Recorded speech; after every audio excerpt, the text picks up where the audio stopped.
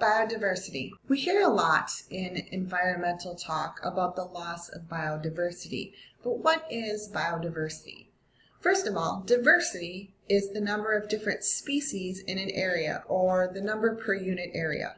For example, the number of herbaceous plant species per square meter of an African savanna, or the number of bird species in Costa Rica, or all of the insect species on Earth, tens and millions of them. All of these things describe diversity. Diversity is important because it indicates the variety of ecological jobs or roles and all of the different genetic variety that exists in a community. Another word that goes along with diversity is abundance. Abundance refers to the number of individuals of a particular species, so kind of like a population.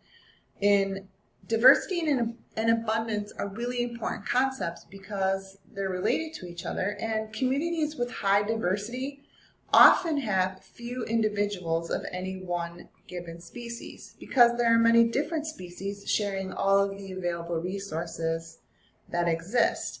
When you have too much abundance of one species, the balance that we talked about in the last chapter becomes out of whack. Most communities contain a few common species and then many rarer ones. It's pretty astounding to think that there are over 14 million estimated species on this planet. That's different species that exists on this planet.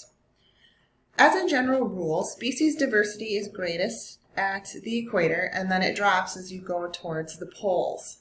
Though the number of species is lower near the poles, the abundance of a particular species can be very high. So in the Arctic, there are very few insect species overall, but the abundance of one or two, especially mosquitoes, is almost incalculable. In the tropics, on the other hand, hundreds of thousands of different insect species coexist. Highly specialized forms and behaviors allow them to use very, very narrow niches in the environment, but at any one location, only a few individuals of a given species may be able to survive or exist. The same pattern is seen in trees of high latitude boreal forests versus tropical rainforests, and in bird populations. In Greenland, there are 56 species of breeding birds, whereas in Colombia, with 1/5 of the area, there are almost 1,400 different species.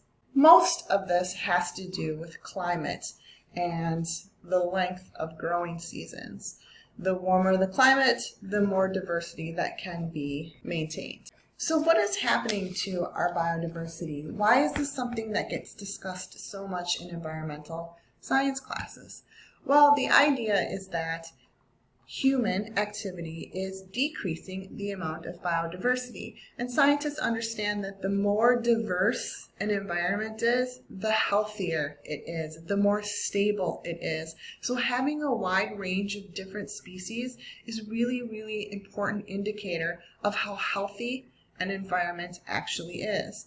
When we do things like introduce invasive species or habitat destruction or illegal hunting, all of these things, diseases, cause species to die.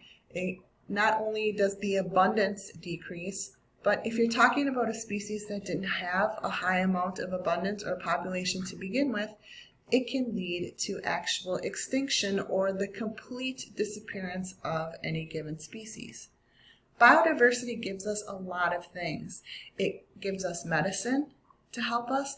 It gives us raw material. So by getting rid of or losing or decreasing the amount of biodiversity that exists, us as humans lose out on potentially life-saving chemicals, and the environment as a whole or the ecosystem as a whole becomes compromised and not able to withstand things like, for instance, weather disasters or famines or droughts or things like that. The more biodiversity there is, the more that an ecosystem can survive those types of catastrophic events. The less diversity, the less likely those ecosystems can survive. So by looking at why diversity is starting to decrease, is going to be an important aspect in trying to figure out how we can stop this process from happening. This week you're going to look at two overall concepts.